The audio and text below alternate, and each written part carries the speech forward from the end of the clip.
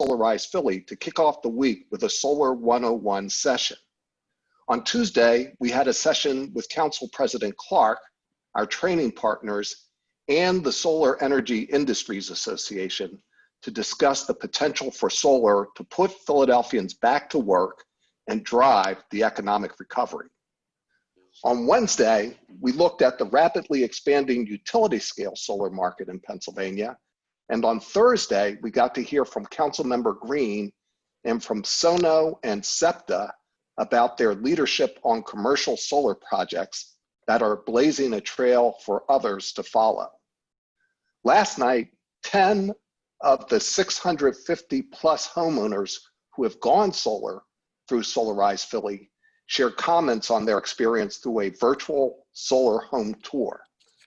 This morning, we partnered with our good colleague Pico and Director of Commerce Sylvie Gallier-Howard, inviting more contractors to join the growing solar market here in Philadelphia. In case you missed any of these events, recordings will be available at philaenergy.org. This day, of course, is most important for our graduates. The Energy Authority developed the Bright Solar Futures training program in response to high demand by solar employers for a trained workforce. Today, we are here to honor the 2020 graduates of PEA's Bright Solar Futures program, some of whom have already joined Philadelphia's solar workforce. These graduates are equipped with the skills to lead Philadelphia's transition to clean energy. Before our graduation ceremony, we will hear comments from the city's leadership and Pico and a keynote by Laura Beane, the Chief Renewables Officer of ENGIE Renewables North America. To start, we're going to hear recorded comments from Mayor Jim Kenney.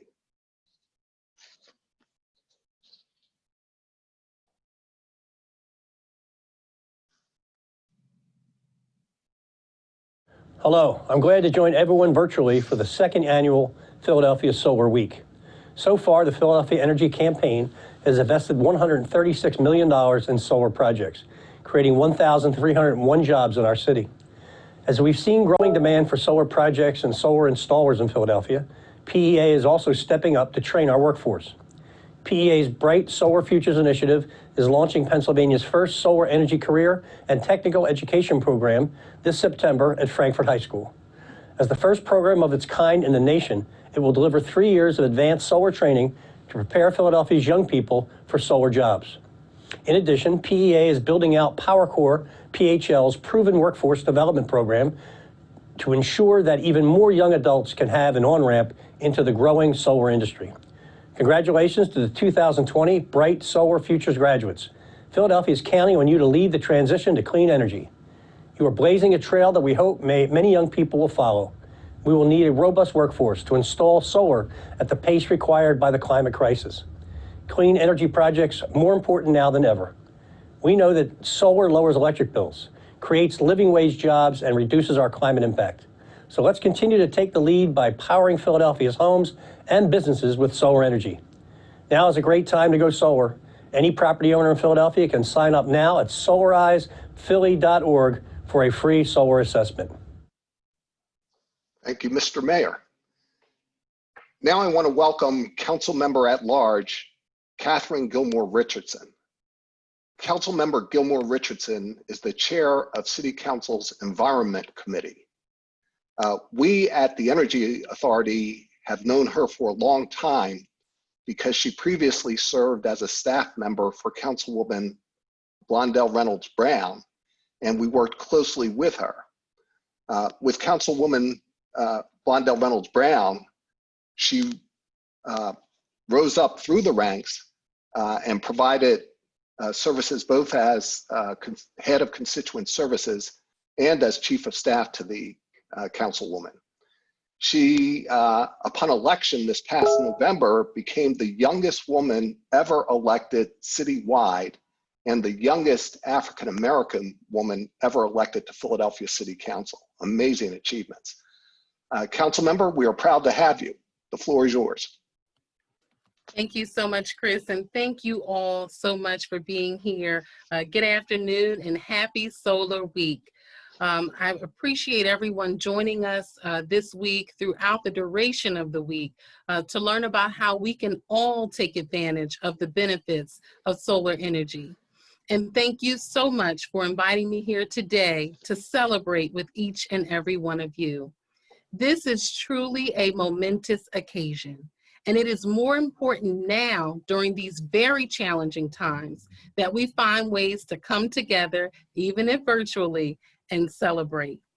So as we all know, we are facing many crises right now in our city: COVID-19, an economic downturn, gun violence, and on top of all of that, we are facing a climate crisis.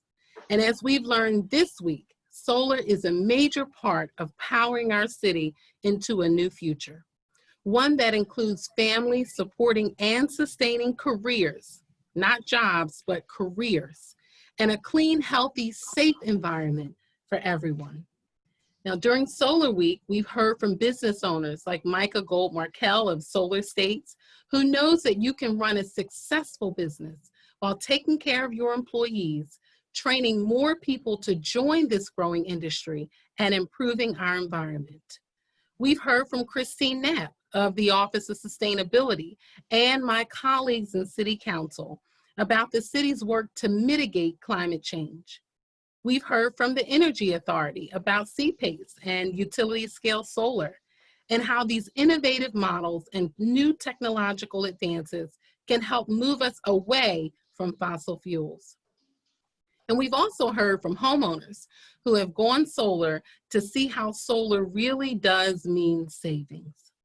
And now today, we get to celebrate what is, to me, one of the most important parts of Solarize's work, and that's job creation. So to our graduates today, I offer you the biggest congratulations. You have not only completed a rigorous training program, but you have done it during a pandemic that has really changed life as we know it. But you did not waver, and that did not waver you from your course. And I know and recognize that that is very, very difficult in this moment. So I commend you for your dedication and for your perseverance. I know many of you are off to start your internships in your new field, and I too started my career as an intern and am now the youngest African-American woman ever elected to City Council. And because of my journey, I know how you feel today, with much excitement and anticipation for your future. And because of my lived experience, I see so much potential in each and every one of you. With the completion of the program, you are embarking on a career in an industry that has so much growth to come. You can innovate and grow with it, and maybe one day find yourself running your own business or legislating to support our new green economy.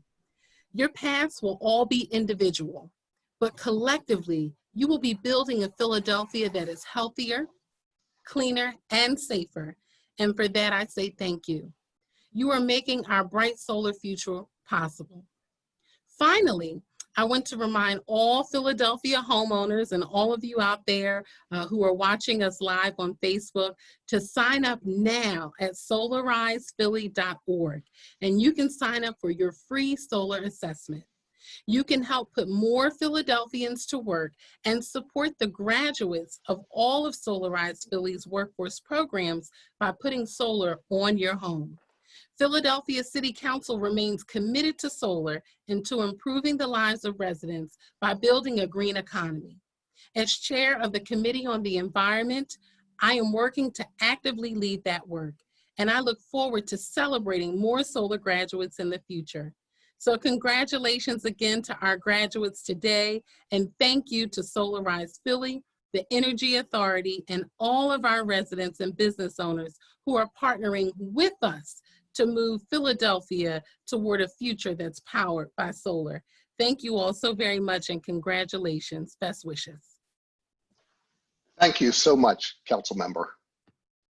Next, we are joined by Tony Gay, Vice President and General Counsel for PECO Energy Company. PECO is the lead sponsor of PEA's Bright Solar Futures program and a partner on Solarize Philly. Tony and other members of the PECO leadership have been with us for all of our graduation events and announcements related to Solarize Philly. PECO's philanthropic commitment was recently recognized in the Philadelphia Business Journal's Faces of Philanthropy Awards, and PECO's support laid the groundwork for the PEA to receive the U.S. Department of Energy Award that supported us to scale up the program. Tony, the floor is yours. Thank you for coming. Thank you, Chris. You know, on behalf of PECO, I'm very proud to be here today to celebrate the newest graduates of the Bright Solar Futures program. And, you know, I want to congratulate you for persevering through having to do these things virtually.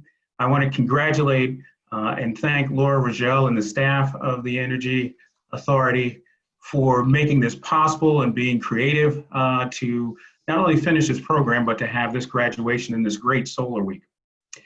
You know, I want to share with you really two things. One, I want to talk about our partnership and how PECO invests in its communities and its customers. And then I also want to, just being that this is a graduation, share some special thoughts with you graduates.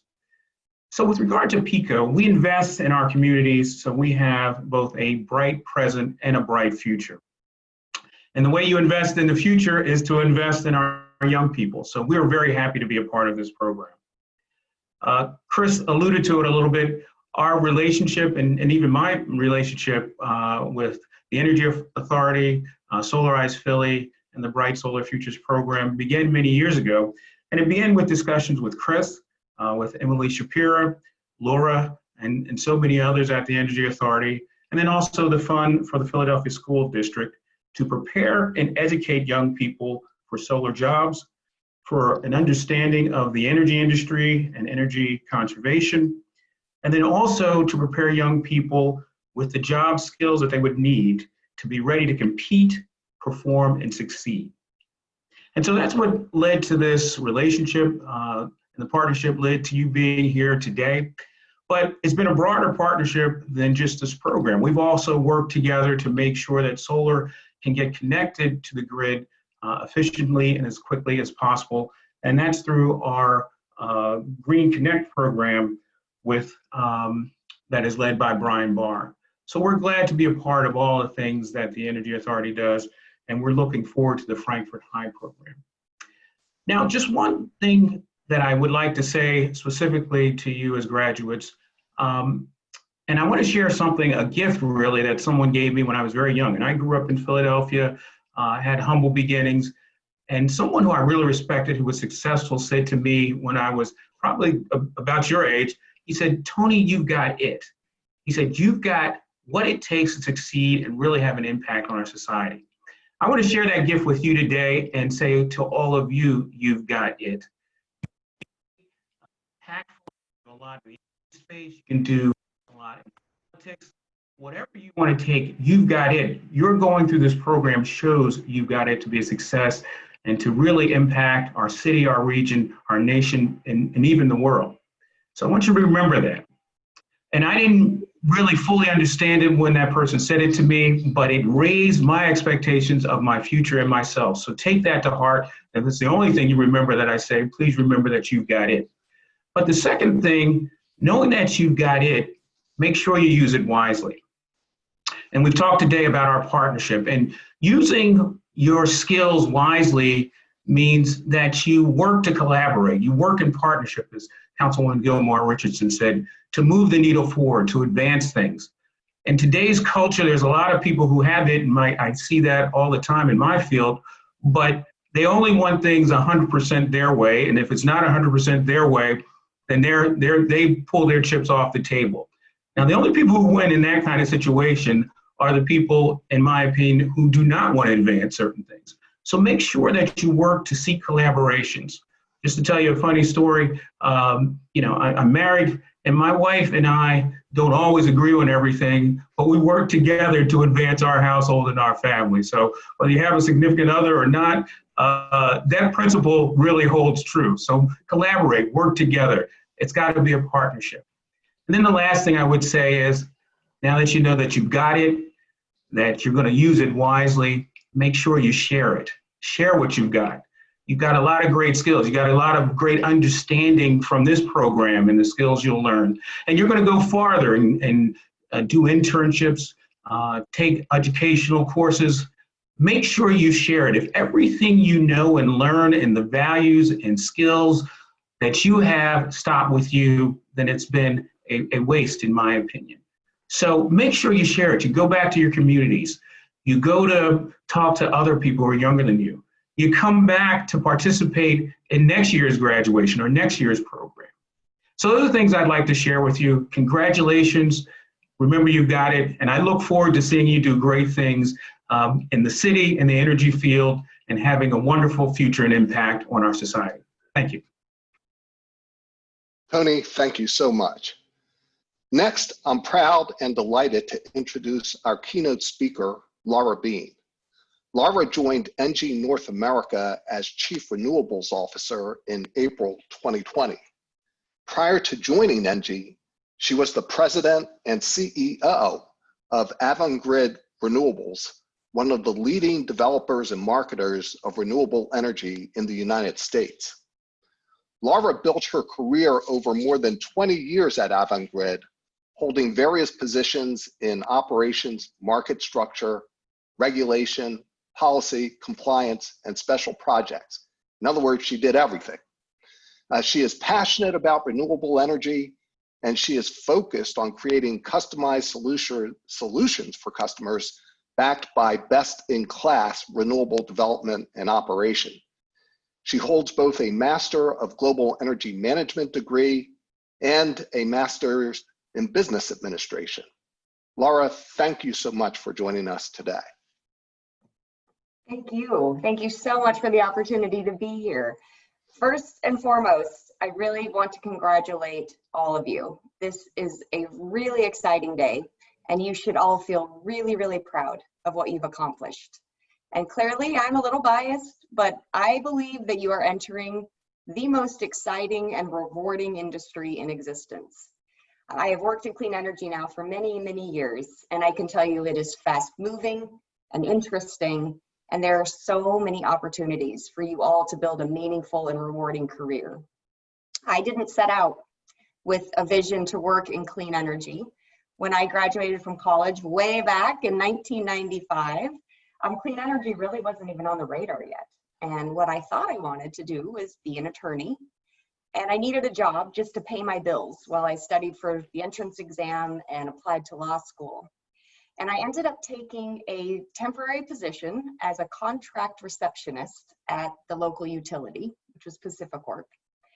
And my duties were just what you would expect for a receptionist back in 1995. I was answering the phones, I was making travel arrangements, I was ordering lunch for my boss and his business meetings, and I was making a lot of copies. There was a lot more copying back then. And I was bored out of my mind. There just wasn't enough for me to do to fill the 9 hours a day that I was expected to sit there. And my boss was involved in deregulated energy transactions. Back in the mid-90s, everybody thought the whole energy industry was going to deregulate. And I think just about every utility had a subsidiary focused on these deregulated energy transactions. And so my boss was responsible for bringing forward proposals, both to potential customers and to partners, and then to his management to get the approvals that he needed. So most of what he created were these PowerPoint presentations. And I had taken some PowerPoint classes in college. It was a relatively new tool back then. And I couldn't help but notice when I was making his copies, just how horrific his presentations were. I mean, no disrespect, but they were just terrible, absolutely terrible. And so I had time, so I just started redoing his presentations. And I remember taking them to him for the first time, and I'm like, hey, no pressure, but I had some extra time and I took some classes, and I just thought I would offer you an alternative way to package the information for your proposals. And he liked what I did, and he started inviting me to his meetings so that I could take notes and I could directly create his presentations for him. And after a few weeks of doing this, I started to get genuinely interested in what they were doing, which was kind of shocking to me. Back then, energy was kind of seen as this like slow place where careers go to die. There just wasn't a lot of enthusiasm, at least for, you know, a young person like me that had just graduated from college. But it was fascinating, and there was a lot of creativity involved, and started asking a lot of questions, and my boss really started to unofficially mentor me and spent time with me answering my questions. And about 6 months into this, he offered me a full-time position with the company as their junior analyst. And he told me that if I accepted the job, the utility had a tuition reimbursement program, and they would pay for my graduate degree if I got a Master of Business instead of Master of Law. And that was an easy choice for me. I didn't have any money. I was going to be taking on a lot of debt to get a degree. And that was the beginning of my career. I had a lot of different positions, as you heard, worked almost 25 years in the end for this company. It changed names and ownership a bunch of times. And then I just recently joined ENGIE in April because I see an opportunity here to build out a platform of renewable energy under a new form. And I'm super excited. I'm telling you this story because I don't want you to think that there is any such thing as a traditional career path. If you talk to anyone who's been in the industry a long time, everybody has a different story. And with clean energy, the opportunities for you are incredible.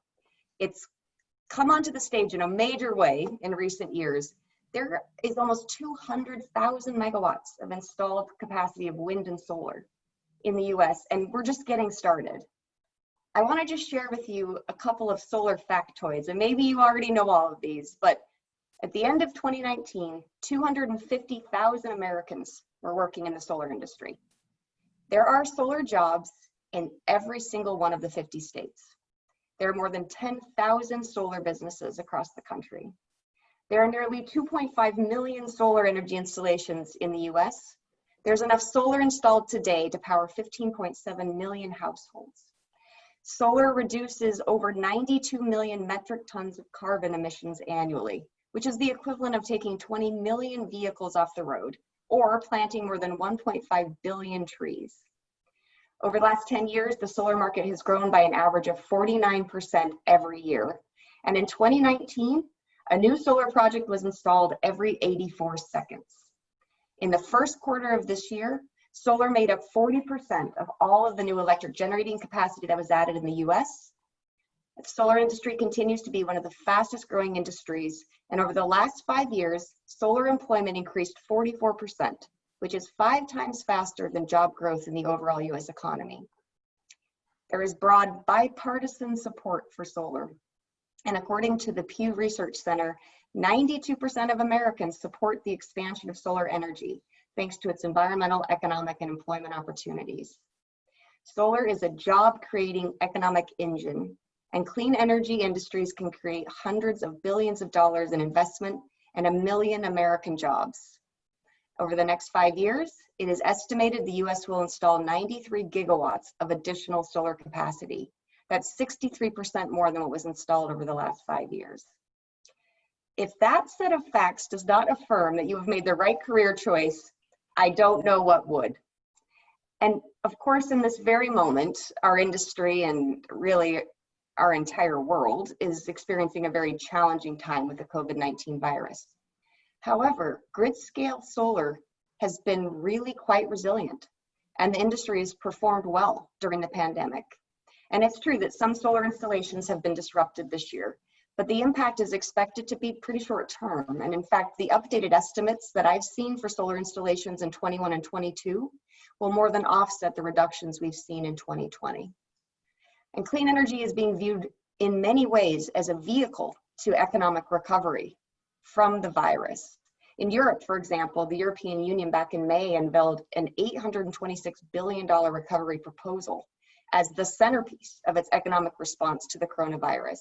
And they have indicated that 25% of the stimulus package will be set aside for climate-friendly measures. So they're investing in building renovation, energy efficiency, clean energy technologies, low-carbon vehicles, and sustainable land use.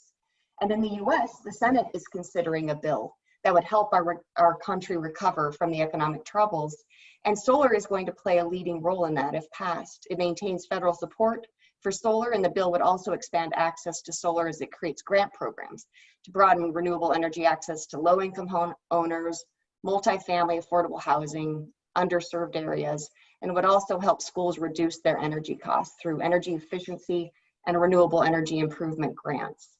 There's also components of the bill that would modernize our electric grid and ensure the grid can efficiently handle additional electricity supplied by renewable energy. The pandemic has tested us all in different ways, but we will recover from this. And I genuinely believe the clean energy industry, and solar specifically, will be an important contributor to that recovery. And that really brings me to the topic of the future of energy.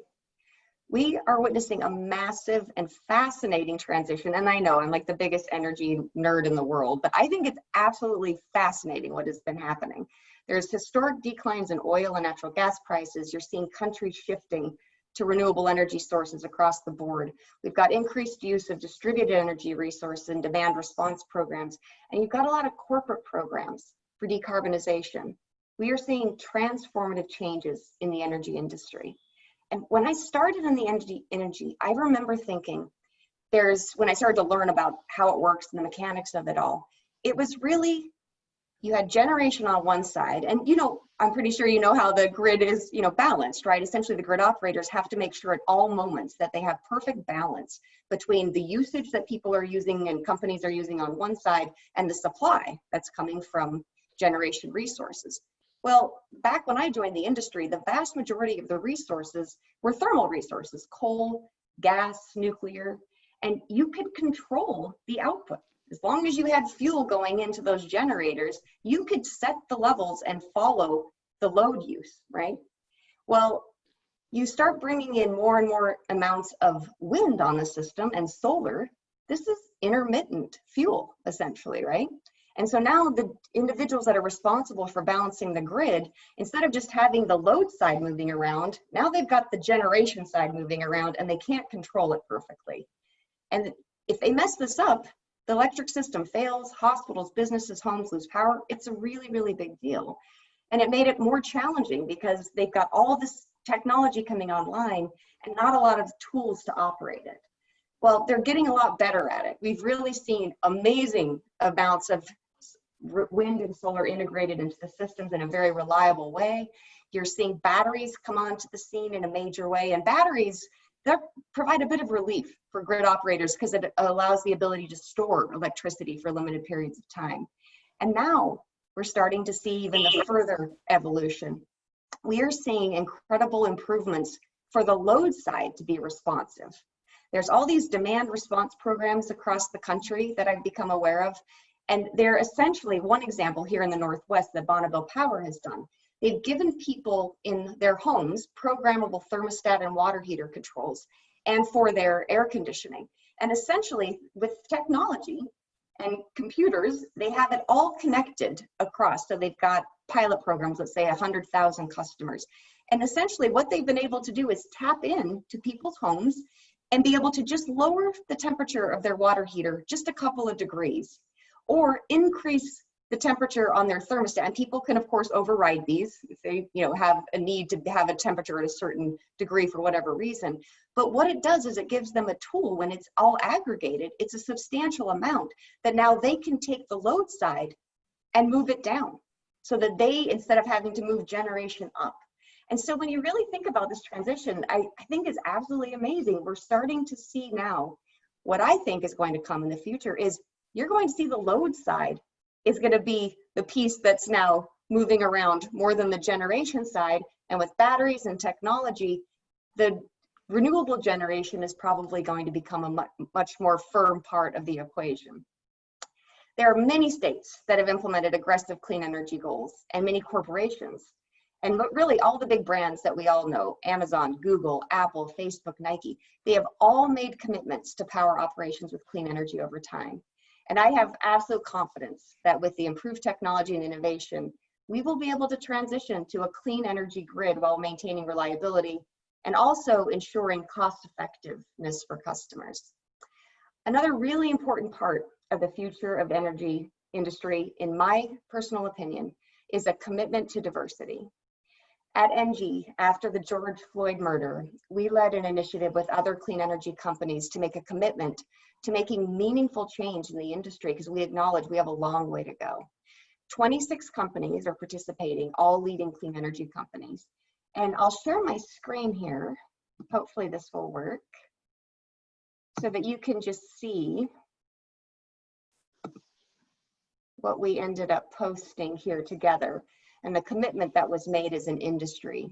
So each of these companies that you see here have made a commitment to work in their individual companies to improve diversity and inclusion, but then we will also be collaborating in various industry forums so that we can share best practices and create ideas for working together on these important initiatives. I believe this is going to be an absolutely critical component to successfully growing this industry, and ENGIE is very committed to making this change. I will close my comments to you, if you will humor me, with a little bit of advice just from my 25 years in the industry. I would really like to encourage you to look for new opportunities, to learn and to expand your experience and your expertise. Raise your hand for new assignments and new projects. Offer to help people that you work with during your own time, above and beyond your official job description. That's how you can broaden your experience and learn new things and be prepared to take on new positions and promotions. Educate yourself. There is an incredible amount of information available to you, to all of us, if you're just willing to go find it on the internet and read. It's amazing how quickly you can become almost an expert on a lot of things if you're just willing to take the time. There's a lot of teamwork involved in business. When you are working on a team, carry more than your fair share of the weight. Be that person that everybody wants on your team. It'll serve you well over time. And finally, don't be too hard on yourselves.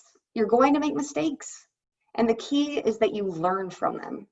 And as you progress through your career and you take on management positions, make a concerted effort to be inclusive. Seek different perspectives. I have learned throughout my career there is genuine value in diverse perspectives. And when I have made an effort to run an idea or a proposal by a whole bunch of different people, do a little extra legwork and just ask their opinion. What do you think about this? What are your ideas about this? If you ask people of different ages and different departments, people with different backgrounds, different life experiences, I guarantee you, you will have a better product at the end if you actively seek feedback of others. You all have bright futures ahead of you, and I am so excited for all of you. And I'm really honored to have had the opportunity to speak with you today and share just a little bit about my experience and to share my perspective. So congratulations again. Good luck. And when the world returns to normal someday, I hope to find myself at a large energy conference with some of you. And if that happens, please come and say hello. I would love an opportunity to meet you in person and to hear how your story is evolving. Thank you again so much for having me here today. Laura, thank you for your insight, your inspiration, and sharing your remarkable personal story. And as chair of the Energy Authority, I want to especially tell you that we appreciate ENGIE's commitment to anti-racism and diversity. It is very important to us, so thank you. You bet, thank you. Next, we have Spencer Wright, our longtime friend who is Chief Education Officer of Solar States. Spencer has been integral to the success of the Bright Solar Futures program. As the lead solar trainer for the program, he was the one in the classroom, the lab, and more recently, the Zoom room, delivering the training material to prepare our students for solar jobs. Spencer will be announcing the names of the 2020 Bright Solar Future graduates, and then we will hear comments from two of the graduates. The graduates include graduates from two cohorts, our 5-week summer introductory Work Ready program, and our inaugural 8-month Bright Solar Futures Power Core Philadelphia Fellowship. Spencer, we are grateful for you bringing your vision and your commitment to this program. Thank you, Chris. Thank you so much. So wow, Laura, Beane, man, I had a smile on my face the whole time. I mean, I share a lot of what you've shared with the students all the time. I talk about how when I first came in industry 11 years ago, it was like a solar coaster. Now it's more like a solar wave. Hence you said the future is bright for them, and you're right. Hence the name, Bright Solar Futures, right? So yeah, I have the pleasure and the privilege to read the names of the graduates and share a bit about, what's going on with them now and about their future plans. So as Chris mentioned, we have two different cohorts that we're talking about here, and we're going to start with our Bright Solar Futures Fellowship. 680-hour intensive training, right? That's a lot of good time, right? January 6th through May 29th, 2020. We had started online and then started in person rather, where we were able to do hands-on. A lot of these guys did not sign up, guys and girls did not sign up for being all online like this. But from Friday to that next Monday, we didn't miss a beat, great partnerships all here chipped in, and we were able to get this thing going, and our students remained engaged and made it through that, man. They're all been, several of them rather have been working on internships. That 10-week internship period is coming to a close soon, but we have several students that have been working there. We've been partnering with PowerCore, PHL, and they have their fellows ranging from the ages of 18 to 30. All right, so we're going to start by reading some of the names. Aquil Alexander, you made it. Aquil has been working with Exact Solar just till recently. He's ill right now, but rather than just sit back at home and do nothing, we've been re-engaging and getting him trained up for some more future opportunities. Hopefully he's going to end up sitting to take the NAPCEP Associates exam. Congratulations, Aquil. Cleo Anukam you made it, man. Congratulations. Cleo is working. He's working, and just recently I heard the announcement that he is working full time for Solar States. Really doing a great job. I'm hearing nothing but good things about Cleo. Wally Custis, haven't connected with Wally in a while. We've reached out to him, but we didn't get an opportunity to really connect with him right before this. But congratulations, Wally. Looking forward to reconnecting with you and seeing what's going on so we can make sure you stay engaged. Marquis McDuffie, you made it. Congratulations. Marquis has been working on an internship with Arsenal Solar, and he learned some good stuff there. Congratulations, Marquis. Right now, I think due to a work stoppage, he's not working, but we're trying to re-engage him also. Congratulations, Marquis. Tayshawn McMullen. Tayshawn, you made it. Congratulations. Tayshawn is working full-time with Solar States also. Doing really well. Again, this PowerCore crew, already there were some PowerCore workers there, and these guys have flowed right into that and are doing exceptionally well there. So congratulations, Tayshawn. Vashawn Mitchie, you made it. Congratulations, Vashawn. Vashawn has been working with Grid Alternatives, doing some online stuff with them, and looking forward to another brighter future moving forward into the electrical world. Vashawn's his goal is, from last I spoke to him, to become an electrician and then become more focused as a solar electrician. Congratulations, Vashawn. Bahim Moore, you made it. Congratulations. Again, Bahim is out. I haven't connected with him. We reached out to him prior to this, and hopefully he's busy getting something positive done, but we will definitely keep working with Bahim and keep him engaged. Congratulations, Bahim. Ayana Pliquet. Ayana has moved into another direction. Hopefully she's working. We weren't able to reach out to her right before this, but congratulations. She did her job, and she made it through this program as the only female in the class. And it was encouraging to me to see that, especially when we took it online, because it was a challenge. She wanted to get more hands-on, and then we moved to online, and she stepped right into it like it was nothing. Congratulations, Ayana. Domingo Ramos, congratulations, Domingo, you made it. Domingo is also working at Solar States. Very proud of that. So many of our guys have moved on and are working now full time. Domingo, congratulations to you also. Keep up the good job working at Solar States. Robert Thompson, you made it. Robert Thompson is working full time at Gen 3 Electric. Congratulations, Robert, way to go, man. Keep that up and keep reporting back to us and let us know how that's going. Darnell White, you made it. Congratulations. Darnell is working for the Philadelphia Water Department. I'm not sure if it's still an internship, but hopefully he's going to be moving into full-time with them. I'm pretty sure that that's the conversation right now. So congratulations, Darnell. Keep doing well at the Philadelphia Water Department. And then Zamir Williams, you made it also. Congratulations, Zamir. Zamir and I have been communicating. He's not doing an internship right now, but he's focusing on retaking the NABCEP Associate's exam, and I'm confident he's going to knock it out of the park. Congratulations, Zamir. All right, then the other group was our summer work ready class. That's the one that just ended today. They got their last assignment, a 75 question NABCEP prep test that I'm sure some of them may still be working on right now because it was pretty challenging, but they're making it through. 5 weeks, 120 hours, NABCEP prep course that ran from July 20th through August 21st. We had new and returning students age 17 through 24. All right, so Jalen Scott Davis. Jalen's quote, "Life is all about how well you starve your distractions and feed your focus." Jalen's future plans are to graduate college. He just started back with college about maybe, I think this week here. And he's still, I mean, we got on after he finished with his classes in the morning and he kept up with his solar work. And I'm proud to say that he's doing really, really well. And he's considering a position now to step in to a solar job right now. He's chewing on it and I'm looking forward to him getting back to me with an answer on that. But when he graduates with college with a degree in finance, he plans to go into the utility industry. Congratulations, Jalen, you made it.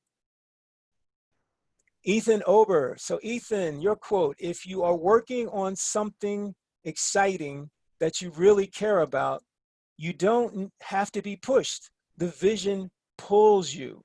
So Ethan's future plans are to graduate from tech school and to get a job in the electrical industry, probably PECO, Mr. Gay. So make sure you make a connection with Ethan there. He's mentioned PECO directly, and focus on solar. Congratulations, Ethan. Good job. Ayo Kutisha, his quote, "You have to fall in love with the daily grind to finally enjoy when it ends." So Ayo's future plans are to finish high school and go to college. He says he may, move into the solar industry, but he's happy that he has this foundation behind him with solar that he could move into it if he would like to. Congratulations, Ayo. Danelia Moses, her quote, "Never be afraid to achieve what may seem impossible." So Danelia's plans are to go to college, get more training in electrical work, and then tie that into solar and work for a solar company. Danelia has shared with me a couple of times that she really likes that, the back, part, and pushing from behind and making sure that a company is successful. So I'm looking forward to seeing Danelia, as Ms. Lara said, at a solar conference somewhere, supporting some major solar company at some point. Congratulations, Danelia. Mark Ohm. So Mark's quote, "Don't force yourself into a dream. Let the dream come to you." So Mark's plans are to go to electrical engineering school and then potentially get into solar. Mark Sharp, he really, stays back in the cut also, and he has a lot that he can end up contributing to a solar company. Congratulations, Mark. Alyssa Prout, her quote, "I work hard today so I can make a difference tomorrow." All right, so Alyssa's futures plans are to finish high school and to use solar as a potential avenue to robotics engineering, tying solar into robotics engineering. I think there's a lot of future there. She and I had a conversation one time before about a robotic system that could do solar shading analysis. Come on, Alyssa, make that happen. You got it, girl. All right. That's all that we have here for the students. And again, I have to finish with my charge that I give all the students at the end of graduations. Or I may not say it at graduation, but I always say it at the end of class. And we didn't have this conversation today because I was saving it. The 3 charges that I give them: do good, you're not just representing yourself out there, right? You know, you're connected to a big community, a lot of folk that's out here that's trying to support you and do good so that we can be proud of you and you can be proud for yourself. Stay loyal to your classmates, you know, your friends, your co-workers, to your community, you know, stay connected.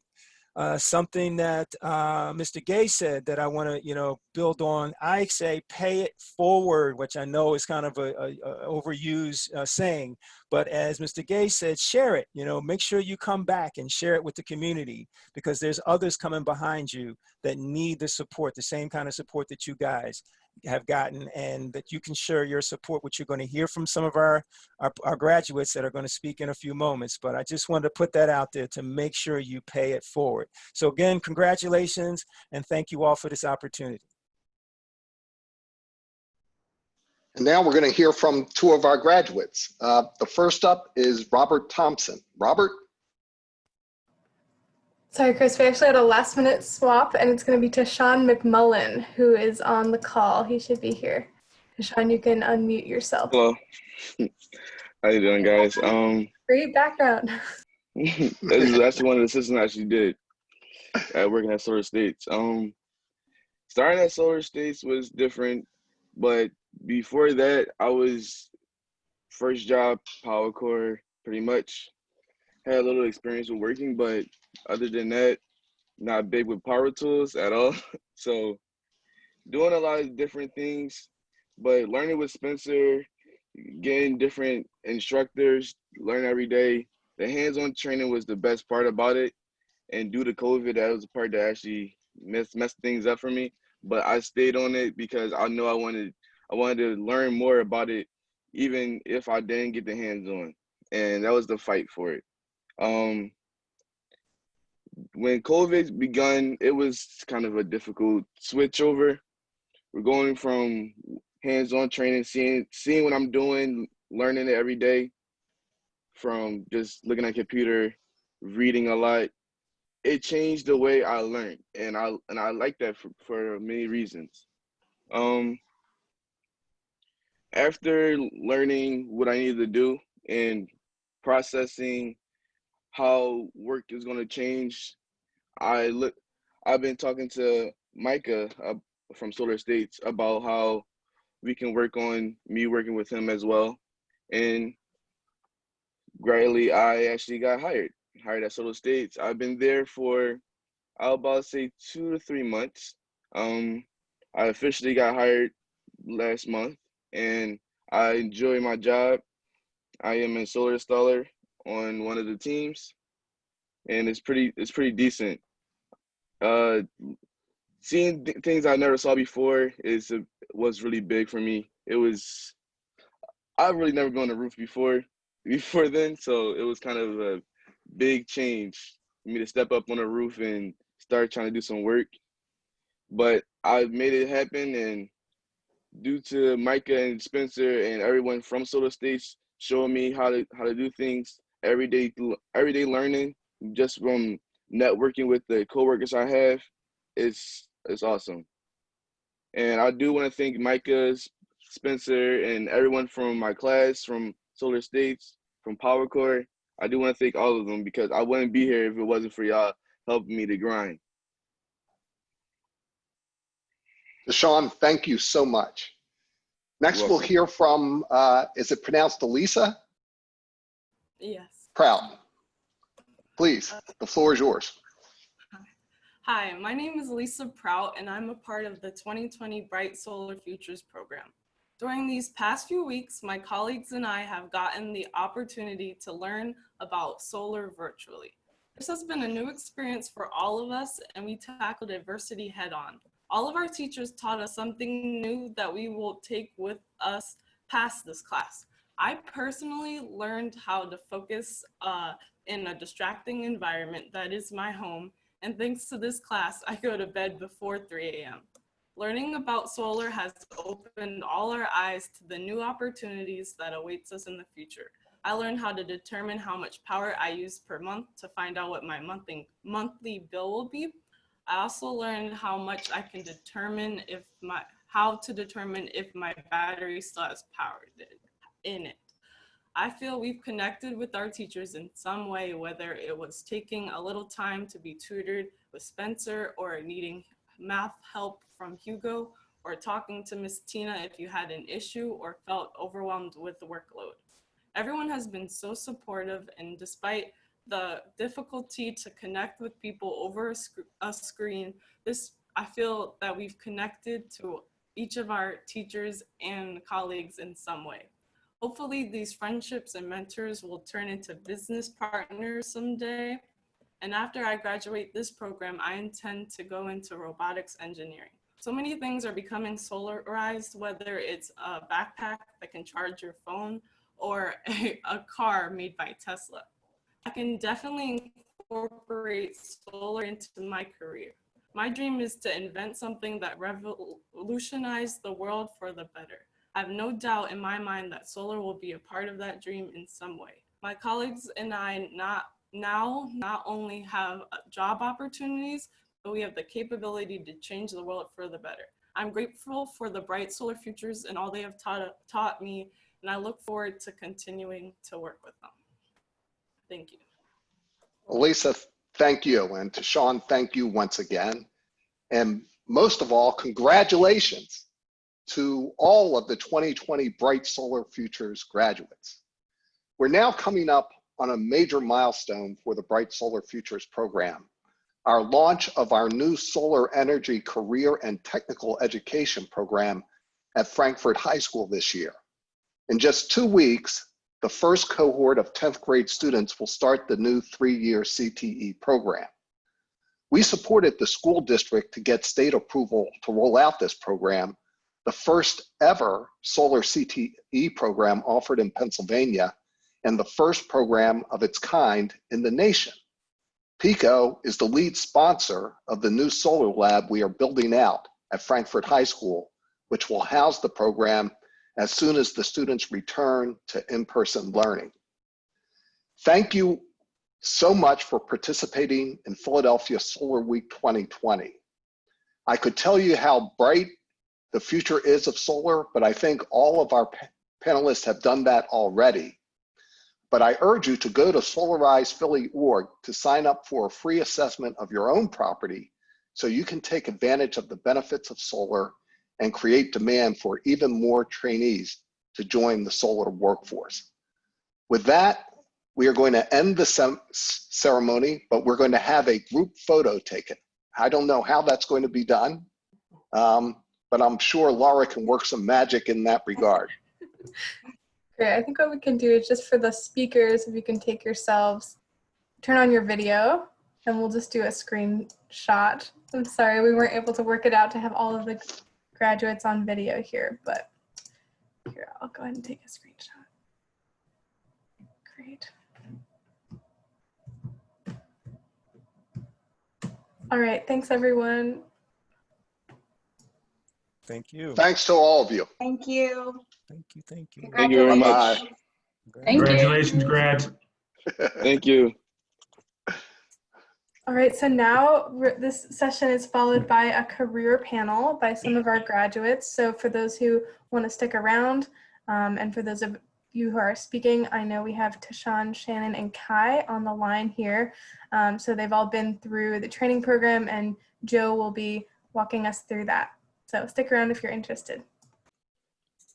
I'm interested, but I have to leave, unfortunately.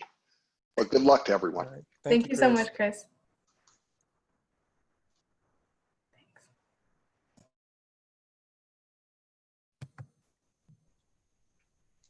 Great. So Joe, yeah, if you want to go ahead and kick it off, we can go into the career panel. Thank you. Thanks, everyone. Okay, thank you, Laura.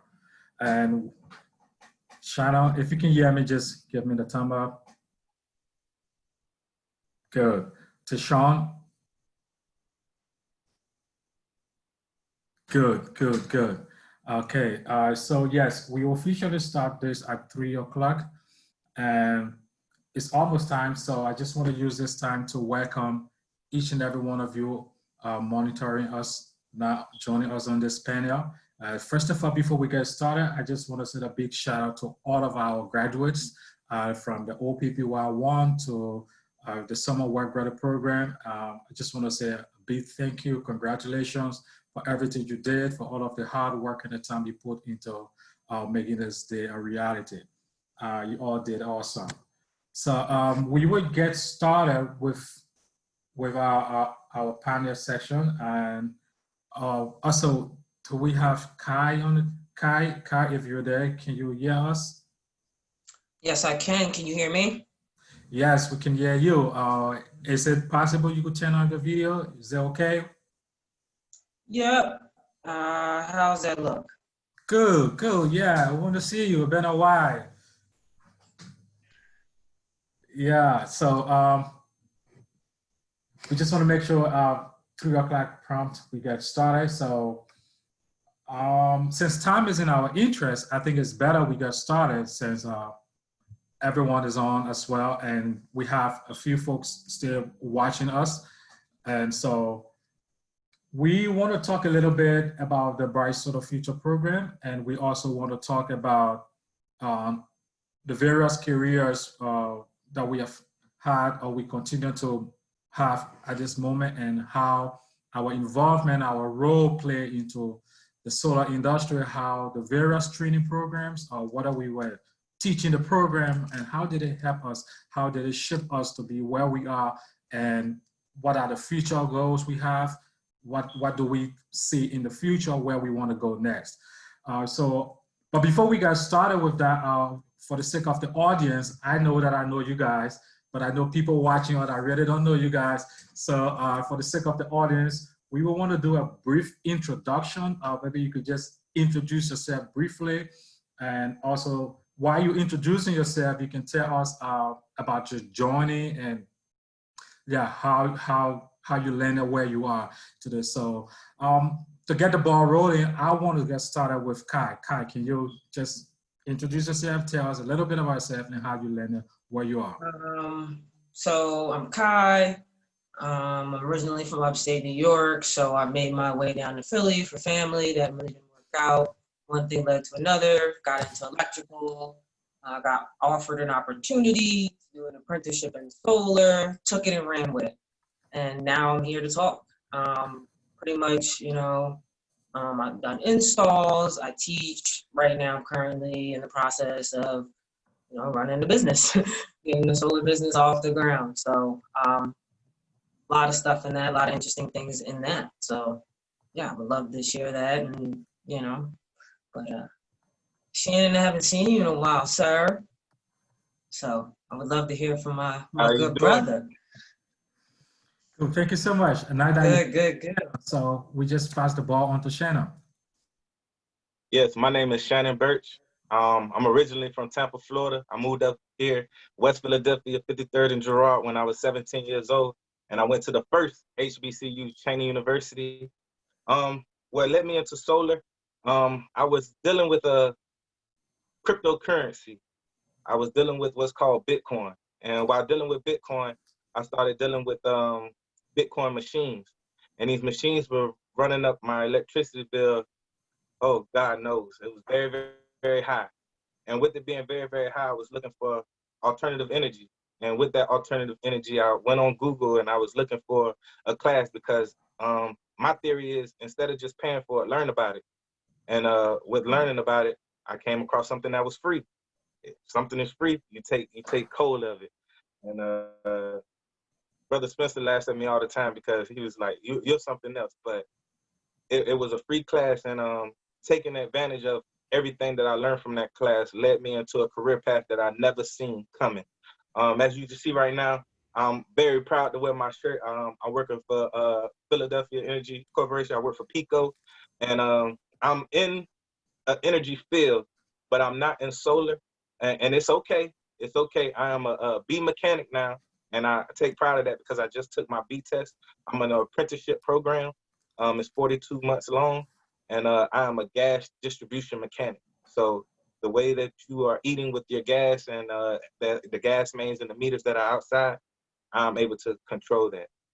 But only in Delaware County, Montgomery County, Bucks County, Philadelphia County has Philadelphia gas and water. So, but anything on the outside, I'm definitely there to help and fix. Wow, that's interesting. I mean, yeah, surely indeed. You are a very special kind of person. I mean, how you transition from Bitcoin now to the energy sector, that's incredible. So let us hear from Tayshawn. Tayshawn, I mean, you just spoke with us, but at least maybe you want to introduce yourself and then say something about yourself, especially where you are and how you landed at Solar State. Yes, I started with PowerCore. It was just everyday environmental things, but I know I want to do more with like electronics. I love electronics and things like that. So starting out with solar, I knew that it had a place in my heart. I knew it. And when when s- when Bright Solar Futures first started, and I got offered the inter, it was a the class. So I got offered a class. I took it heads on, working with Spencer, and it just moved forward from there. The love started for solar, building up to it, learning more about it, learning the mechanics. It seems like something I want to do for the rest of my life, and it's a great start, great place to be. And I'm the youngest one in class, the whole power curve class, the Bright Solar Future class. I was the youngest, so it it was just like I'm learning from everyone, my classmates, everyone experiences at here and there. It was something big. It was bigger than just going to class and learning. That's good. That's good. So I'm going to balance the ball here. So I will talk a little, I'll just introduce myself briefly as well. So I can just be the one asking the questions and not talking about myself as well. So my name is Joe Wilson, and I work on the Bright Solar Future program. And I work with my colleague Laura Rigel. And I also, I've been working for the past few days along with Kayla. Kayla has been also an intern here with us. Kayla came out of our Bright Solar Future program. So my background, originally, I'm from Liberia, West Africa originally, and so I studied international development and did a few courses in renewable energy. So I had a short-term internship with the UN, and after that I decided to reconnect with my family in Philly, and that's how I got connected to PEA, and I'm working with Laura on the Bright Solar Future. So that's about it for me, but the focus of this panel is for you, the panelists, to tell us a lot more about yourself, about this program, and what is it that we can learn from that. So if you could just tell us a little bit about your current role. I know you kind of went over that, Shannon, but if you just want to be a little more specific, tell us a little bit about your current position you were in at PICO, and where after you, maybe Tayshawn, who follow after Tayshawn will be Kai. Oh, so yes. My current position is a B mechanic for gas distribution mechanics at PICO, Philadelphia Energy Authority. I mean, not PICO, PICO.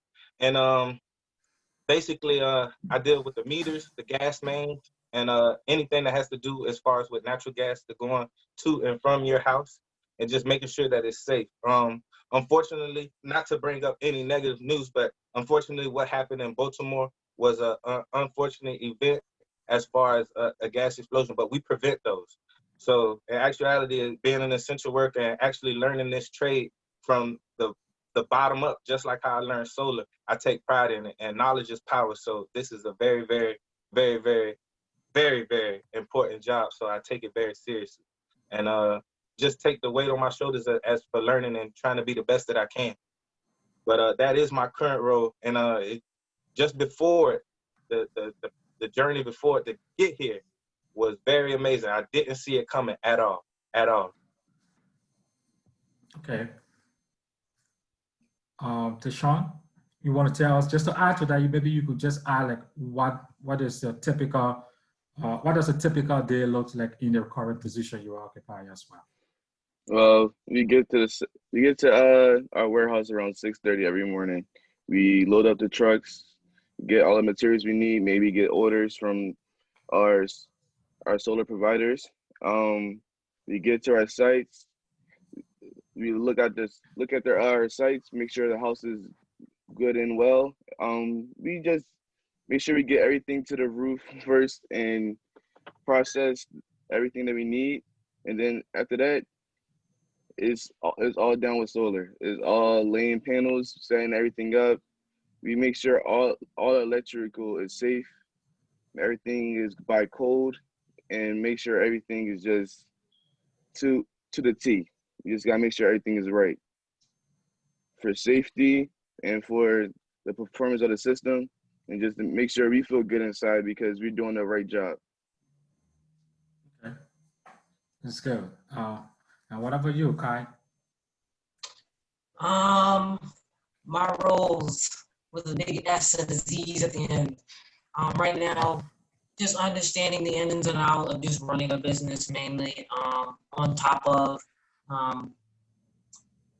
getting new opportunities to teach at different other programs, setting up small little TED Talks of quick information on how I can give homeowners, a spec fast into solar, what it offers, the same thing, offering those type of quick crash courses for people that are interested into maybe getting in solar but don't know too much about it. So potentially we can get them into some form of a training program. So that's one thing that I'm working on top of always trying to facilitate installs and anchors in communities, however community solar can or whatever that looks like for that particular space at that time. If it's giving them knowledge, showing them how to crowdfund, those type of things. So just really trying to promote people to get into solar. And then, like I said, on top of that, getting ready to transition into a day-to-day solar install company. So what does that look like? What does that look like with livable wage? Is there a way, can we keep the price low? And is there a way to keep the workers there? Coming up with ways to fund low-income installs for people who necessarily can't. Excuse me, Kai. I gotta hold you out a little bit. It seems like your audio is coming in distorted. Is there a way you could fix it? Do some adjustment? I don't know if it is a location or something. Give me 1 second. Does that sound better now? You want to just go ahead? Maybe I think it would. I don't know. Yeah, no, I'm sorry. As I'm describing all the things that I'm doing, I'm currently getting a ton of emails and texts and all that other stuff that correlates with the very things that I'm talking about now. So that's probably why my audio is coming in and out. So I had a bunch of silent messages coming in, so I had to put my phone on Do Not Disturb so they don't do that at all. So hopefully that fixes the audio. But like I said, just understanding how to put all that stuff together and understanding the business, and then still facilitating the things that Serenity Solar has always been hold near and dear about getting people trained and opening the eyes of people in the community about solar. So that's really what my many different hats are. Thank you, Kai. So Tishon, I want to bring it back.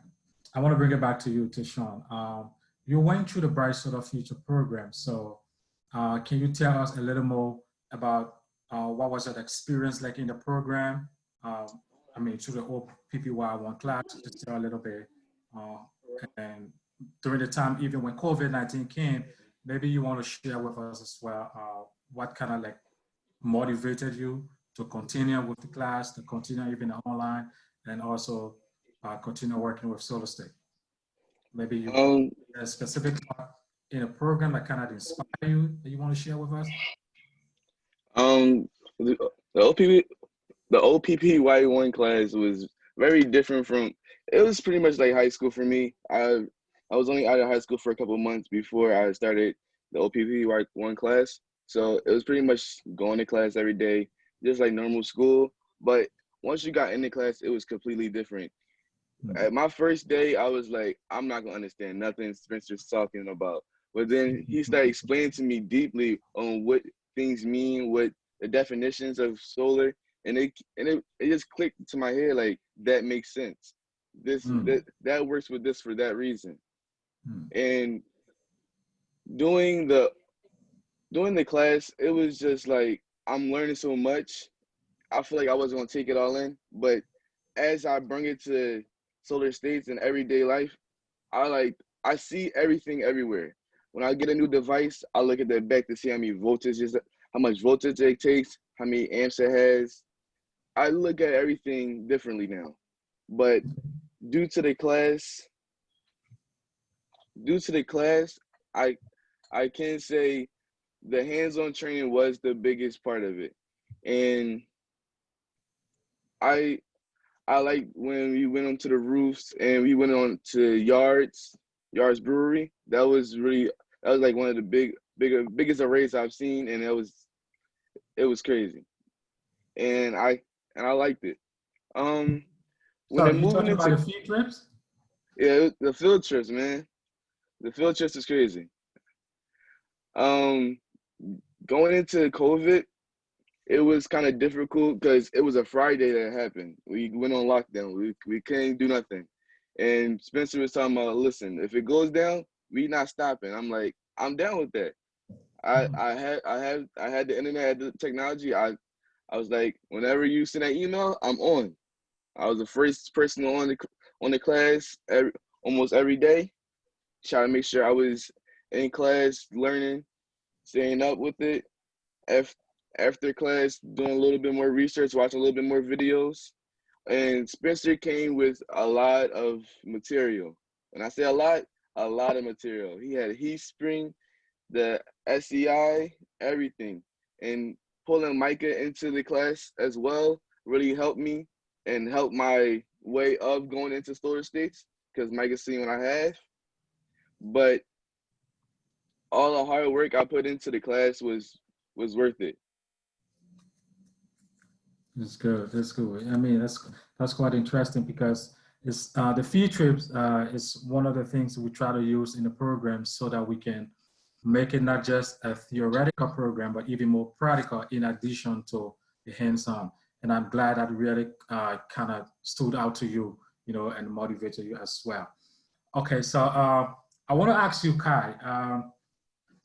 I know where you are right now. The Serenity is solar. The solar spelled with the S-O-U. Yeah. Yeah, solar with the soul. I got that. And so you just wanted to tell us about to tell us a little bit about your pathway into the industry. Tell us about the mission of Serenity Solar, and what the work you're doing there. How does it look like over there? So Serenity Solar, what we do in a nutshell is put the soul back in solar. And what that just really means is looking at it human first. For the customer and the employee and anyone else that gets entangled in between. That's the easiest way to explain it. So like I said, one of our main focuses is trying to get solar on anchors in the community. So churches, gardens, anything of these sorts that facilitate some form of comfort, especially in these traumatizing times, to the particular community that they serve in that area. And by us coming out to show them solar, help them find a way to get solar, not only does that relieve a burden for that particular space and allowing them to give more opportunities to the community that they already serve, it allows us to give us opportunity to get the community itself involved in understanding what solar is. So that's potentially someone buying in to get solar or someone potentially looking at to get work within the field. So either option is more than wonderful. So that's the main two things that I believe in that helps tend to the soul. And then the other main part of that is building community and how in the many different ways that looks like. So that's between me maybe teaching someone or someone wanting to get involved in helping us sponsor other people to get solar. So however we build community, we're more than welcome into doing it as long as it serves and doesn't, traumatize or anything of the sort of the communities that we're trying to serve. So first and foremost, we're serving North Philadelphia, but it's all of Philadelphia that we're looking to build partnerships and everything else with forward. So in a nutshell, that's kind of what we do on the soul level. And then the day-to-day level is just finding ways that we can give training or hands-on opportunities to trainees or people that are new to the field who might already have construction backgrounds and maybe link them up with maybe a potential project so that way they can at least get on that particular project to get some hands-on training there. So mainly just trying to be a facilitator, getting people in solar, getting people solar on things. So the best that we can.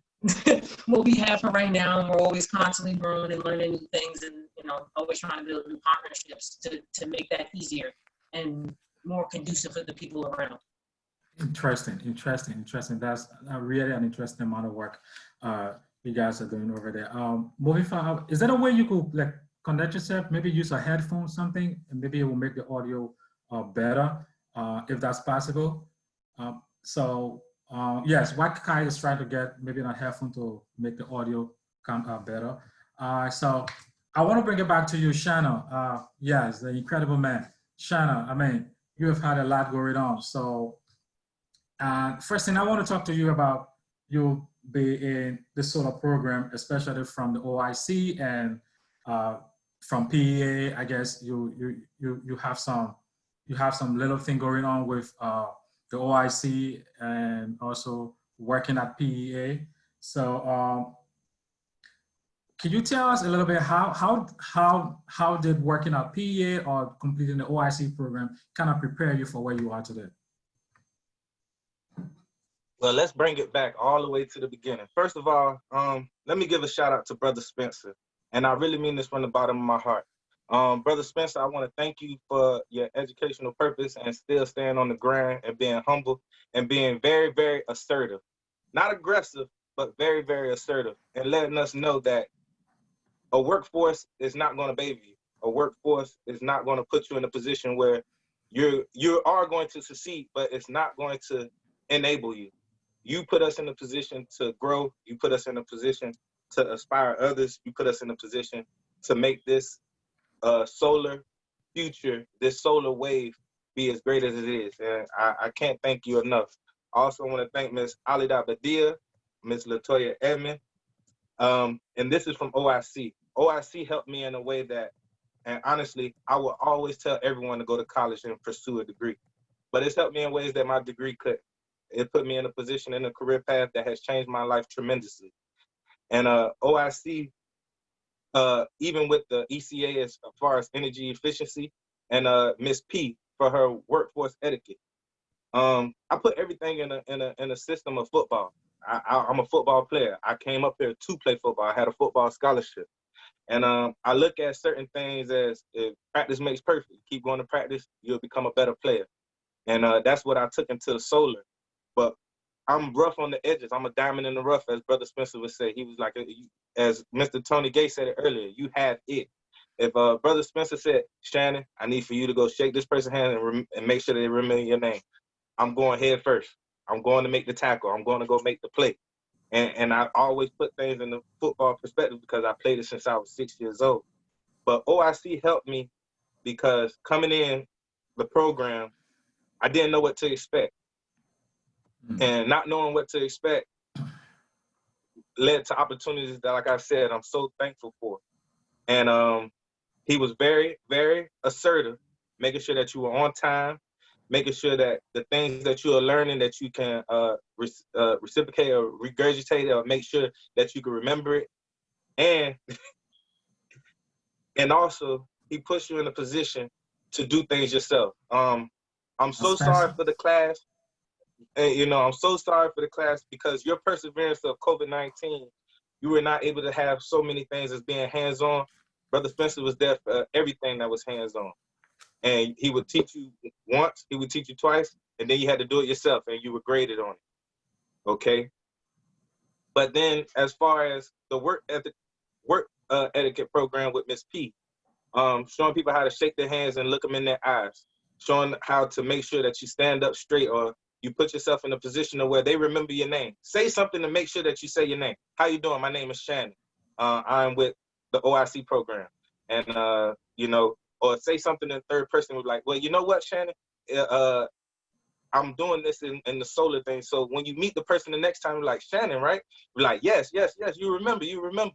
Just a lot of things that goes into a gumbo pot to make a good recipe to make yourself successful. So I can't be thankful enough for what OIC has done for me. But even in that aspect, when I went to City Hall, think about movies or anything that has to do with Philadelphia. You see that statue on the top of City Hall. And the opportunity of being in the PEA internship, that helped me a lot. I was able to Okay. tell my parents that I'm from Florida. I worked in the building that had the statue on the top. That's right there in City City. Okay. And being in the OIC program, I was there as a student, and I was under the leadership of Brother Spencer. But right after my class and after graduating, me and Brother Spencer had to work together. And with him being so humble and him being so transparent, he allowed me to be the man that I am, and also speak to him as a man, and have conversations about how we were going to help the kids come through their Find Your Power program. And that helped. That made me feel so good, because he never belittled me. He never looked down. He treated me as a man, and he made me feel as though that what I was doing with my independence, even though I just came from out of the class, I was able to help those kids as well succeed and go right in the city hall, meet the mayor, be in front of the house. I have so many videos that's such a great memory to me. You know, being with the mayor, being with Mr. Christopher Lewis, being with Mr. Tony Gay. You know, where they're thanking Brother Spencer, but Brother Spencer is also thanking me for helping him with the class that I just came out of class, but helping with a new class. And that means so much to me. That's great. That's great. That's great. That's an interesting journey as well. And I can see that Spencer, you know, every time Spencer comes to the class to teach, he's always so passionate, and he keeps talking about building a cadre of solar entrepreneurs, or solar worker. And we can see that gradually moving on and gaining some sort of momentum, evidenced by this panel session. But I want to bring it back to you, Kai. I'm glad that you worked out the audio. One thing I noticed at the short time that I mentioned as well, I got to know you through teaching the Bright Solar Future program during the summer. And also you at Serenity Solar, you also work with people, work with community, but you continue to teach as well. So I just want to gauge your opinion and hear from you. In all of this, I mean, what inspired you to become a teacher, especially in solar? So I used to do martial arts, karate, in particular, for about 10 years. And for about 8 of those, 8.5, I taught every Tuesday and every Thursday, a gymnasium between 300 to 500 people. I mean, generations of families, grandma, mom, and the kid. And some of the kids I went to school with. But in that particular space of giving, you realize how much it makes you better. And it teaches you also that you can learn from other people how to be a better teacher, because not one style is for everyone. So in that beauty of that, and that was inspired by my aunt, who was also a teacher who passed away. So me carrying on that legacy of teaching in her honor also. That is really the foundation of why I like to teach. But the biggest part of that is, for me, is if nothing else, my main purpose on this planet is to receive information and give it to those who haven't had access to it. So that way they can make better decisions, and if at a bare minimum have a better opportunity moving forward. And so it's mainly just for me sharing. I just really like to share whenever I can. I think that's kind of like the easiest other way to explain it, because sharing is sharing your soul. That's also part of the soul work, is sharing. Sharing is caring. We know we learned that in kindergarten, but just applying that in a different way. That's good. That's good. That's good. Wow, it's interesting to know. I didn't know you were a karate teacher. Wow. That's good to know. Okay. Just to let the audience know that we will have a time for Q&A. We will take questions from our audience. Probably we'll use the last 15 minutes to do that. So just get prepared. If you have some questions to ask Shannon, Kai, Tayshawn, our panelists here this afternoon, we will take questions. But I want to bring you back in. Tayshawn, my man. So you, right now, you like the star of the Bright Solar Future so far on this panel. I know Shannon, Shannon kind of shared that moment as well, but even your background, Tayshawn kind of exemplify the career solar guru out there. But So about the Bright Solar Future program. So would you just want to say specifically, like maybe there is something unique? I know you mentioned the field trips, but maybe there is something else that unique, or that you took from the class that probably kind of is helpful or is helping you in the current position you are at Solar State. You just want to talk about that? I can say that when I started Bright Solar Future, going to the ECA was a big difference. I was expecting just to learn solar. It wasn't just that. It was weatherization, it was carpentry, it was going back to math class, and I was not ready for that.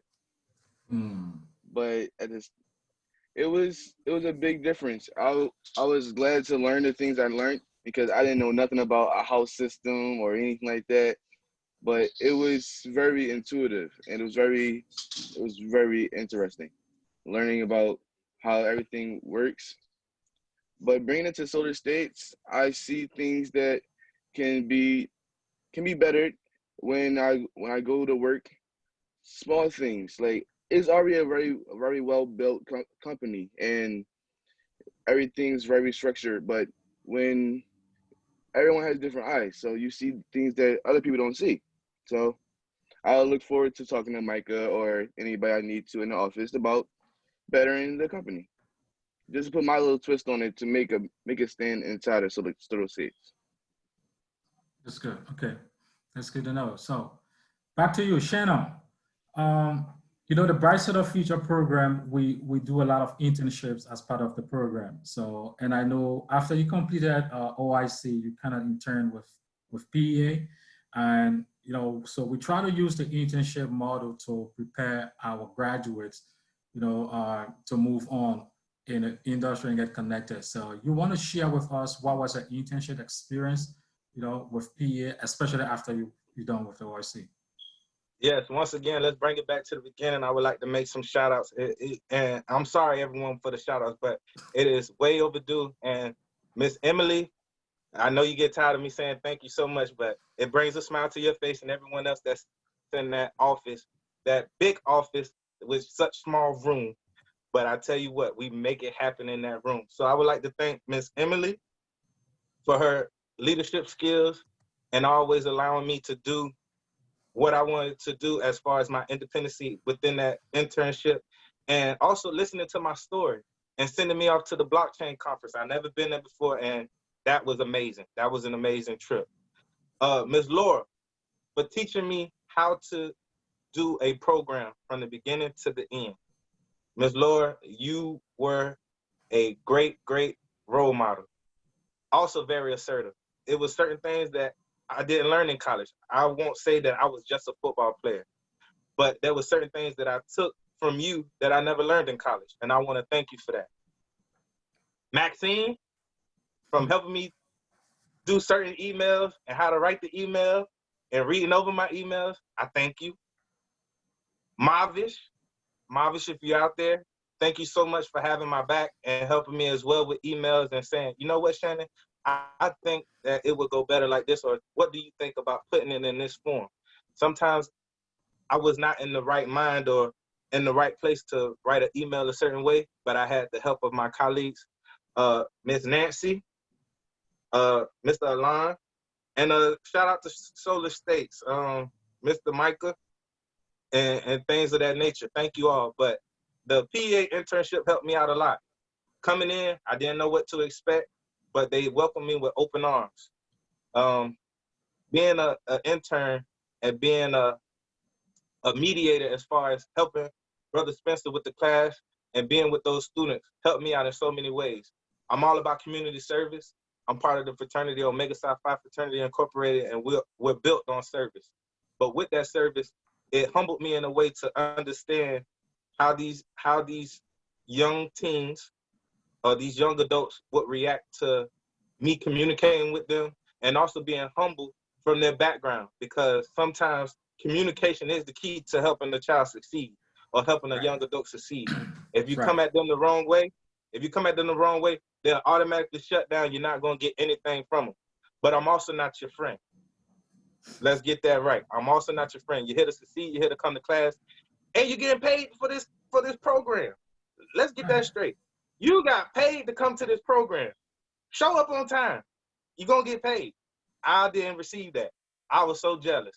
When Brother Spencer told me that these young teens were getting paid to go to this program, I'm sorry for my enthusiasm because I didn't get paid. It was free, but I didn't get paid. Okay. So shout out to them getting paid and getting a check and learning solar all at the same time. But going to those field trips, making sure that you know, that they were able to regurgitate the information and be on top of a roof and see the city in a beautiful setting and see the solar on top of the apartments, or going to the Philadelphia Water Department and seeing how solar is being intertwined and how that helps, you know, with that field trip. All of it, you know, just exploded my mind, and seeing it from the outside in and then the inside out just made me so grateful. And back to Miss Emily, you know, like, Shannon, have you ever thought about working for Pico? I'm like, no, ma'am. She was like, well, I think you should. I said, okay. It was an opportunity, and I took it. You know, even after the OIC class, they made us take the CAS test. I was one out of the 2 students out of my whole class to pass that. And then after the CAS, they wasn't accepting that. They Miss Emily was like, Shannon, I think you should take the AMO. I said, okay. I took the AMO and I passed that. And they watched me through my whole progression until I got hired. So not only did the internship help me as far as, you know, work etiquette, emails or sending out emails or making sure I'm calling people for conference calls. I was just in a classroom where I was a student. Now I'm holding conference calls where I have to talk to Mr. Spencer, asking about certain deadlines, or, you know, is the mayor showing up? I'm like, the mayor's showing up? Yes, you have to find out if the mayor's showing up, Shannon. Okay, I'll do that. So just everything all mixed into one, like I say, it just make a gumbo recipe for deliciousness. And I took it and I ran with it. That's good. That's good. That's awesome. Wow, that's a great amount of experience. And what you are doing right now, there's something called seize your moment in history. I know you've been waiting for the moment a long time ago to send a shout out to everyone. So I totally understand when you try to seize a moment and just send it out to everyone. And that's great. So Right. I wasn't trying to take the room, but they need to make sure that I establish how thankful I am. Because I didn't see this career path. I totally understand. That's good. I did see it.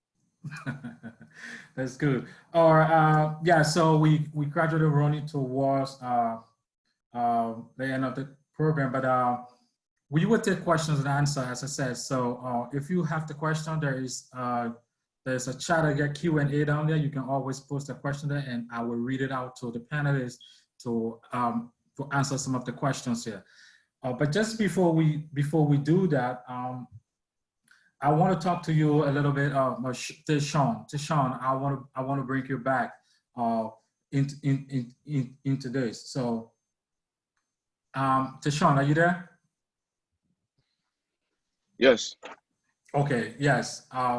So the internship, just in addition to what Shannon explained regarding his internship at PA, but you directly went into the internship, you know, into solar internship. So you just want to talk a little bit about your experience. I know you've said a lot about the time working at Solar State, but just from the general perspective, the internship component of it, like what did you expect walking into it, and how has that changed you? If you were to tell someone, hey, keep an eye on an internship, what would you say? The internship was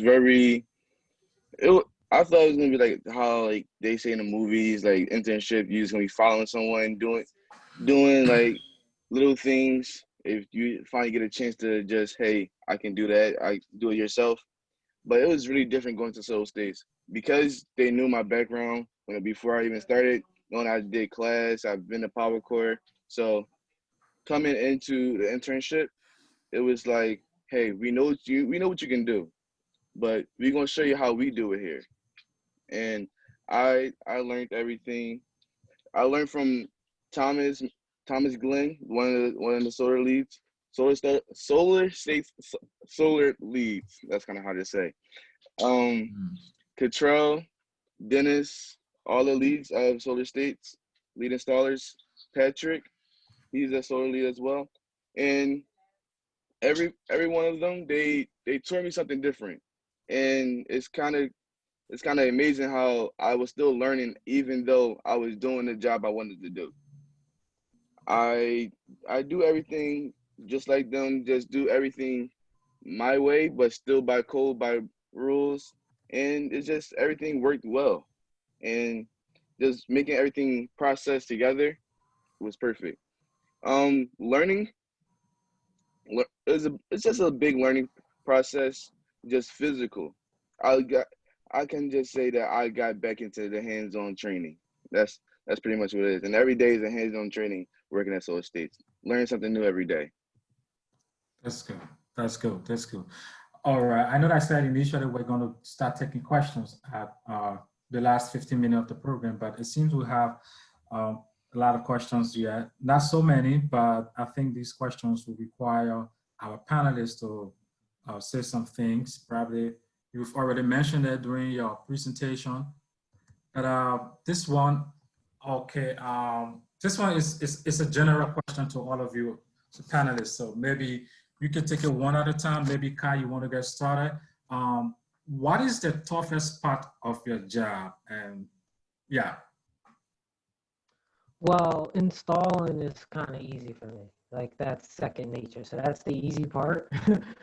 Teaching is not the hard part either because I like doing that. I think for me, where I'm at this particular stage, the hardest part is just making sure that I've learned everything that I need to learn about making the business successful as possible.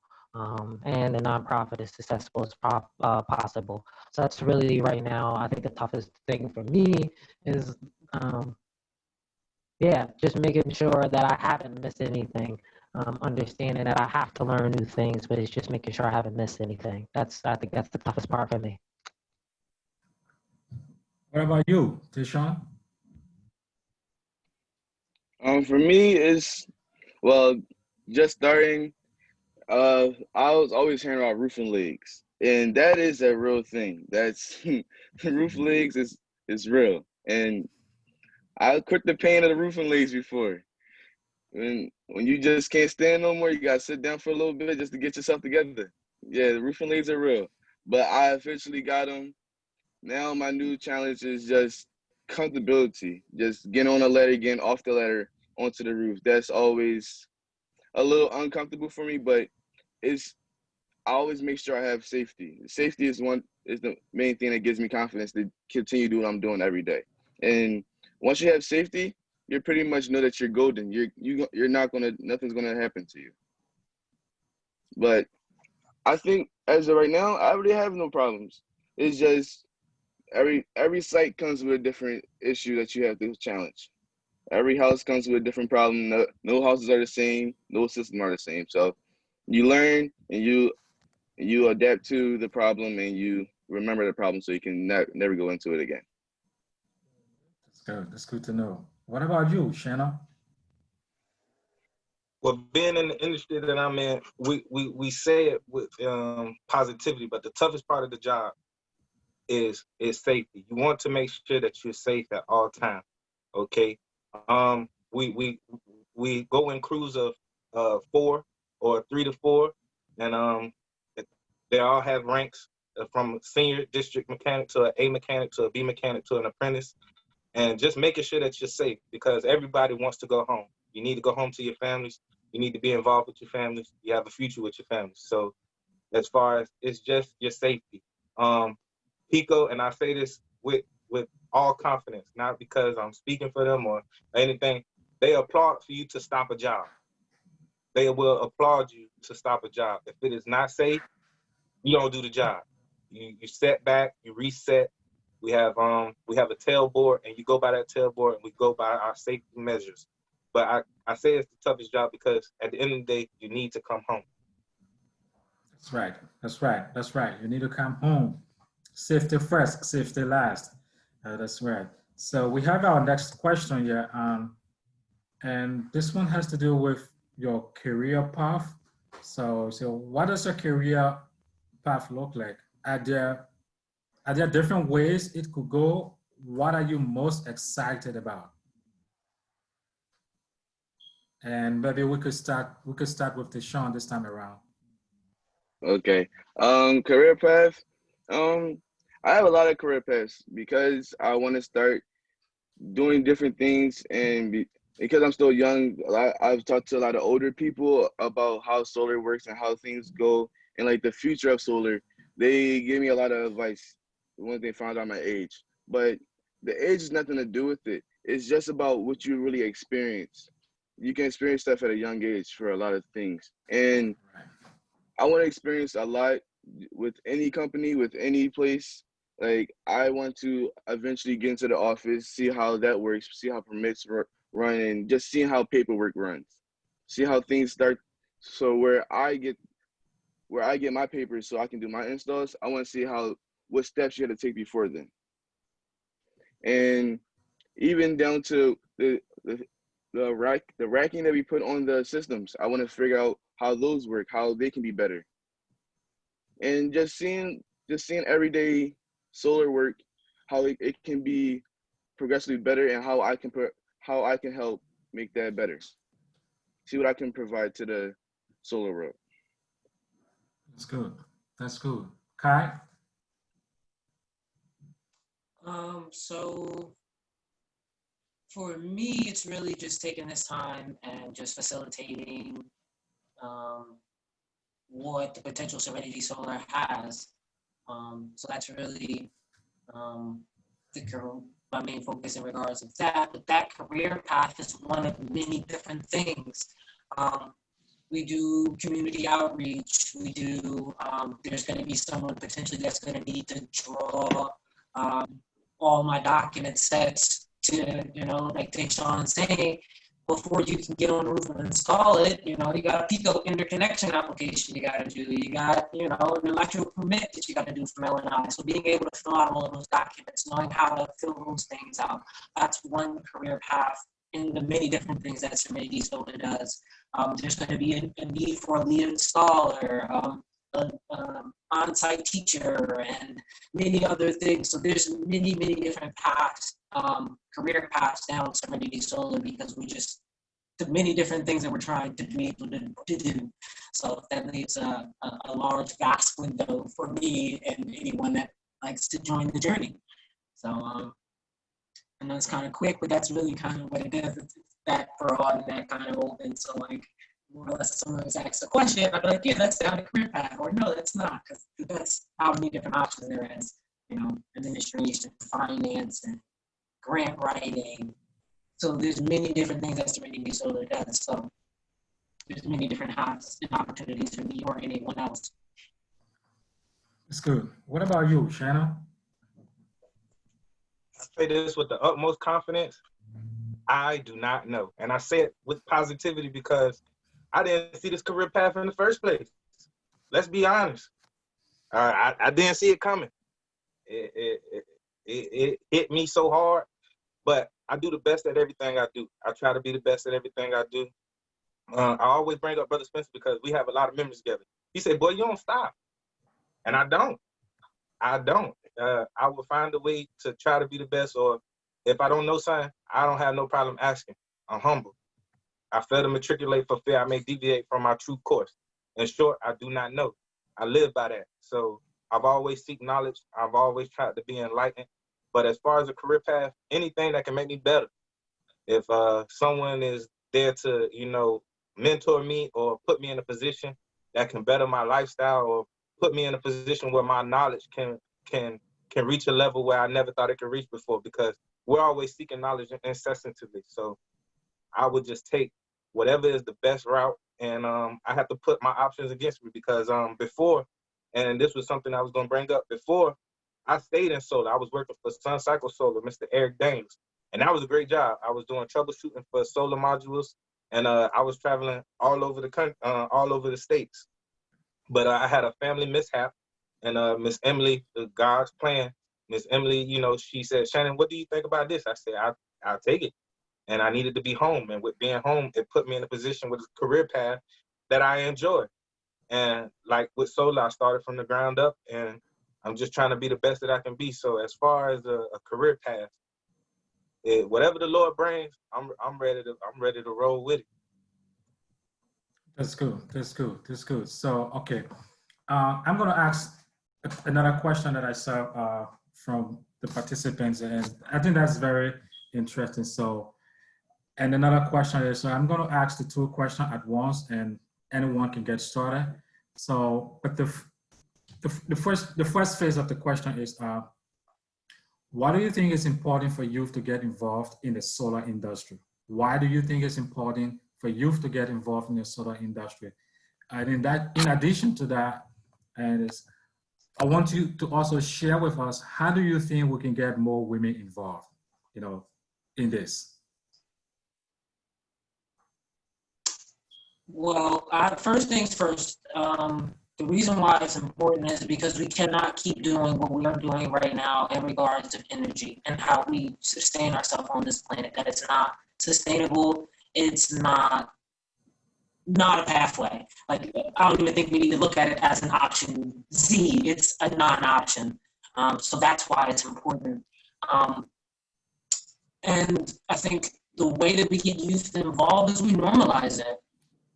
I mean, when I talk to the students, one of the things they really appreciate from me is that, I try to meet them where they're at in regards to lingo and how they talk. Like, sometimes I gotta look it up, I feel old and stuff, like I gotta look up what they saying, but it's worth it, because then I can build that better connection. So we need to make solar or renewable energies, the green economy, those phrases as normal things at a dinner table, in a classroom, everywhere. It needs to be normalized. And in that, pushing the idea of solar, when we do STEM, when we talk about STEM, and we need to support STEM more, because that's some of the issues that turn people off from solar, really. And that's something else in regards to answer that, tap into that last section about getting females involved, is that a lot of young ladies are not promoted in STEM. And if we don't push them in STEM, then solar doesn't seem like a feasible option, because again, not everyone is meant to be an installer. That's not everybody. But there is someone that needs to draw docket sets. So you need to be able to use CAD. So you have to understand programming. There's somebody that has to be able to have, person-to-person conversation, like I say from New York, got to be able to sell salt to a slug, baby, to make these sales. That's a job. So normalizing, again, all the different things that solars have to offer, not just an install. I think that's something else that we can do on top of pushing STEM and normalizing those three phrases I said earlier: the green economy, solar, renewable energy, just pushing these and showing that there's a path. So like Shannon, I definitely want to second what you were saying earlier, like a college degree is important, but I always push for people to get trades first and understanding how important trades are, because trade can feed you while you're still at school. So again, just pushing trade, pushing STEM, and normalizing, I think are going to be the three biggest keys, I think, to get that where it needs to be. It's good. I can see you fired up to answer, Shannon. So why don't you take it? Oh yeah. For the youth to get involved with solar, just the mindset. Being in the youth, they think differently, and sometimes we have to open our ears and listen. Being within the PA internship and being within the Find Your Power, we had the hackathon, and our students came up with amazing ideas of what solar could do with their ideas, and that was a great thing. And I don't want to get in trouble as far as how women can get involved. I think Kai handled that very, very well, but I will shoot my shot of where they can fit in. A lot of women have great penmanship, the designs, and the drone. Women play video games too. Let them get on that drone, fly it around.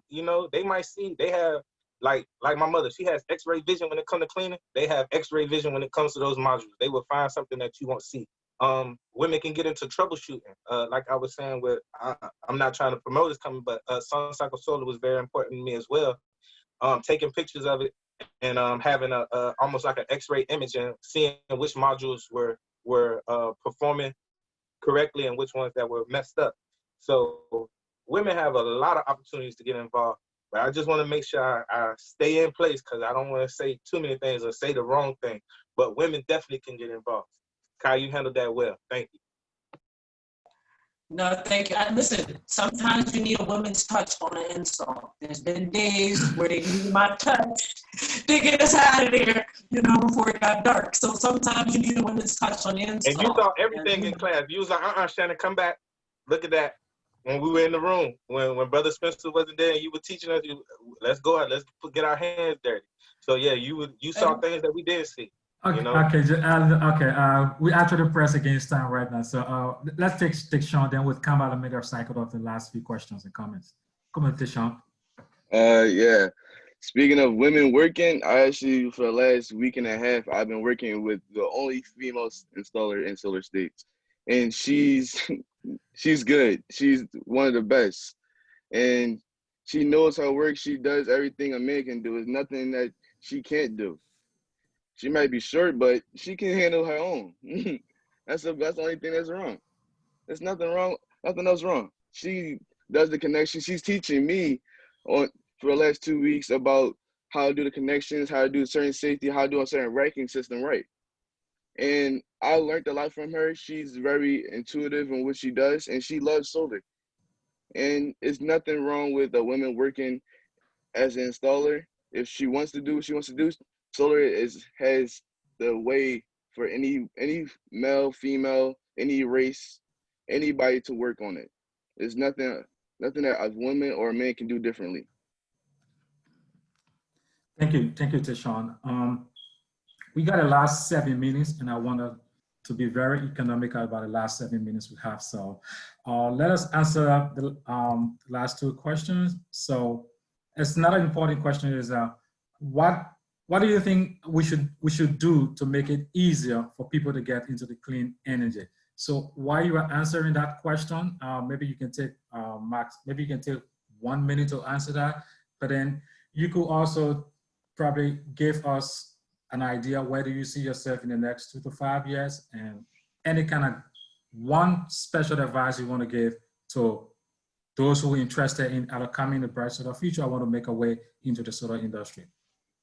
Well, I see as youth, because I'm only 19, I see a lot of, I'm still into like the little media things like that, but the only solar commercial I ever saw was for solar leads, and that was on YouTube.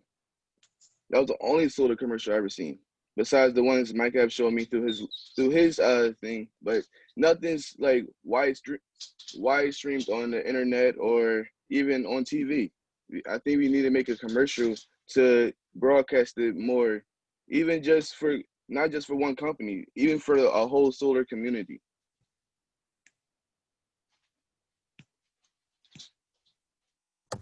Thank you, Tashawn. Shanna, you want to go?